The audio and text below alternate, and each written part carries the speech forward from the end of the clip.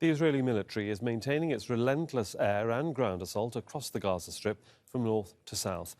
In Gaza City, at least 17 people were killed while waiting for a humanitarian aid delivery at a major intersection. Israeli troops have repeatedly targeted crowds of Palestinians at the Kuwait Roundabout, where they wait to receive much-needed food parcels. Meanwhile, the Palestine Red Crescent Society says 5 people were killed at the same intersection on Friday.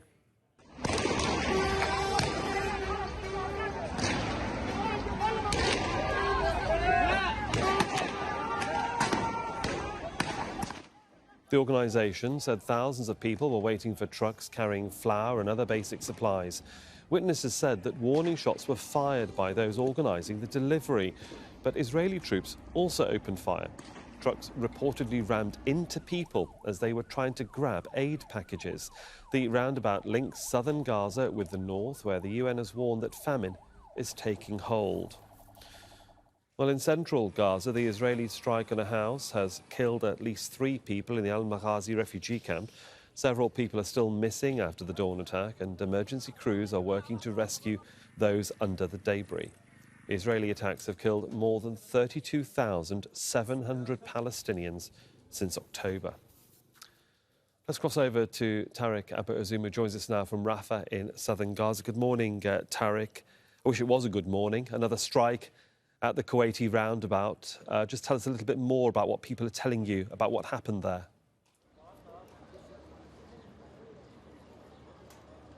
Yes, well, good morning. That was completely bloody attack that has been carried out overnight on al-Kuwait Roundabout, where the Israeli forces have opened the fire against people who were waiting for aid supplies to be delivered to the northern part of Gaza Strip. And according to eyewitnesses there on the ground, they have been describing the situation there being completely chaotic, as the Israeli forces have been targeting also members of local and popular tribal committees that are responsible for securing the deliveries of aid supplies to the northern Gaza in order to be safely later distributed to desperate families who are in a very desperate need for such life-saving supplies. But clearly, Sohail, it's not the first attack that have been carried out against those people who are securing and also waiting for aid supplies. Israel had multiply targeted people in al-Kuwait Roundabout, which has been called among Palestinians as a death trap. But eyewitnesses, as we have been contacting them, they have been saying that medical teams along with the civil defense crews are still grappling to evacuate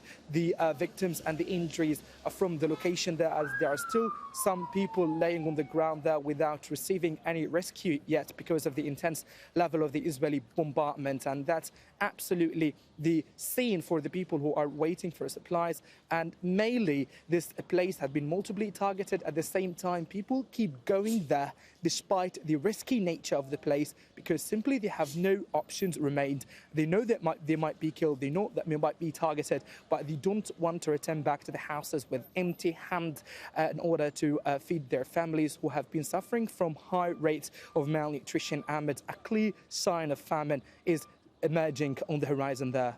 And of course, Tareq, it does raise the question, which we're also going to be asking our analysts through the day here on Al Jazeera, about specifically how you can safely get aid into the area when these incidents of attacks are occurring, and at the same time, incidents of malnutrition are increasing. Yes, that's absolutely controversial to reality, in fact, Sohail. Israel is saying that they are facilitating the process of aid deliveries to the northern part of Gaza Strip, and at the same time, they have been giving a different denial to the majority of the humanitarian convoys by the United Nations to get an access to the northern part of the territory. And at the same time, different countries have been forced to carry out different aid dropping operations, and the recent established maritime corridor that has been allocated for more aid deliveries to the Gaza Strip. That absolutely reflects the dire reality here on the ground, as people are suffering in order to get such much needed life-saving supplies. And mainly right now, they are depending on the aid dropping. They have been completely unsafe, as that has been falling on the heads of the civilians there. And also people who are trying to get an access throughout the maritime corridor, they are suffering to get much needed supplies because of the very limited amount that had been delivered on the course of the past days. even those who are waiting for humanitarian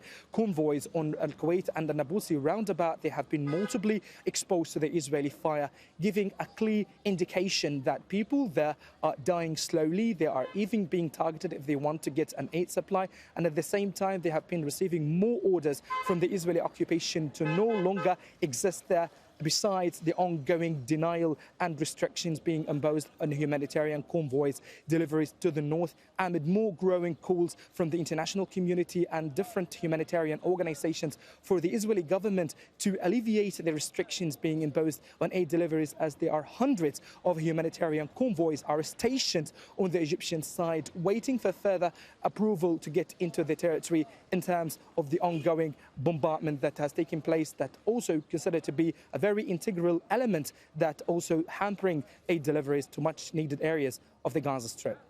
Tareq, therefore, is in Rafah in southern Gaza. Thank you.